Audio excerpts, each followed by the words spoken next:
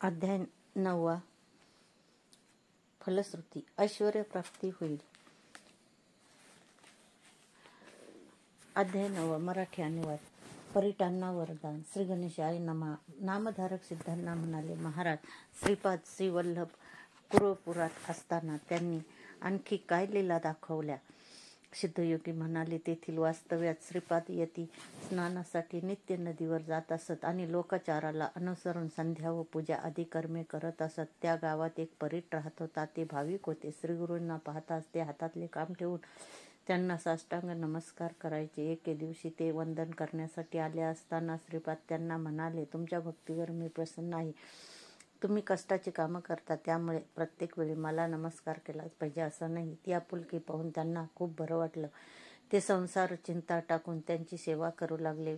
मठांगण झाडणे, सडासमार्जन करणे आदी कामे ते आवडीने करत असत. वैशाख मासात त्या परिटाने एक अभिनव दृश्य पाहिले. एक यवन राजा आपल्या स्त्रियासमवेत नौकाविहारासाठी आला होता. त्या राजस्त्रिया दागदागिने घालून नटून थटून आल्या होत्या. त्या हसत होत्या, गप्पागोष्टी करत होत्या.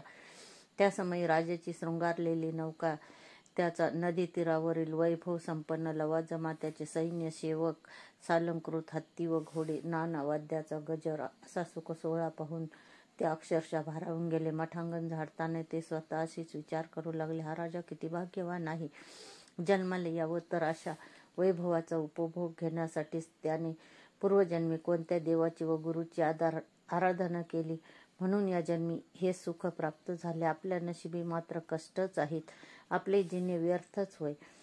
तेव्हा त्याचे मनोगत जाणून श्रीगुरु म्हणाले, काय हो, तुमच्या मनात काय चिंतन चालले आहे? ते म्हणाले, स्वामी, या राजाचे सुख आणि ऐश्वर्य पाहून मला हेवा वाटत असून आपल्या नशिबी हे सुख नाही म्हणून खंत वाटत आहे. पण असा विचार मी का करू? कारण तुमच्या चरणाची सेवा हेच माझं सौख्य आहे. त्यावर श्रीगुरु म्हणाले, परीट, तुम्ही जन्माला आल्यापासूनच कष्ट करत आहात. सांसारिक सौख्य कधी अनुभवलंच नाही. त्यामुळे तुमच्या मनात सुख उपभोगाची इच्छा निर्माण होणे स्वाभाविक आहे. त्या तुमच्या इच्छा पूर्ण झाल्याच पाहिजेत, अन्यथा मोक्षप्राप्तीत अडथळा येईल. म्हणून पुढील जन्मात तुम्ही यवन जातीत उत्पन्न होऊन बेदरचे राजा व्हाल, असं मी तुम्हाला आशीर्वाद देतो. तुम्हाला सर्वोत्तम राजभोग व समस्त ऐश्वर्य प्राप्त होईल. परीट म्हणाले, पण त्या जन्मातही तुम्ही मला अंतर देऊ नका. श्रीगुरु म्हणाले, तुम्ही माझे निस्सीम भक्त आहात. मी तुम्हाला कसं अंतर देईन? तुमच्या वृद्धापकाळी नृसिंह सरस्वती रूपाने मी तुमची भेट घेईन आणि तुम्हाला ज्ञान देऊन त्या जन्मीची खूण सांगेन. आता ते राजभोग या जन्मातच भोगायचे असतील तर तसे सांगा. परीट म्हणाले, स्वामी, त्या भोगाचा या म्हातारपणी मला काय उपयोग? ते सर्व सौख्य तुम्ही पुढील जन्मात तरुणपणीच भोगीन.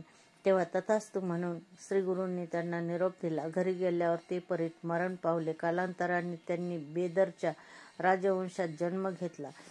ती कथा पुढे सांगणारच आहे. परीटाची कथा सांगून सिद्धयोगी म्हणाले, नामधारक श्रीपादांच्या वास्तव्याने कुरुपूर पवित्र झाले. त्या गुरुपीठाचे महात्म्य फार थोर आहे.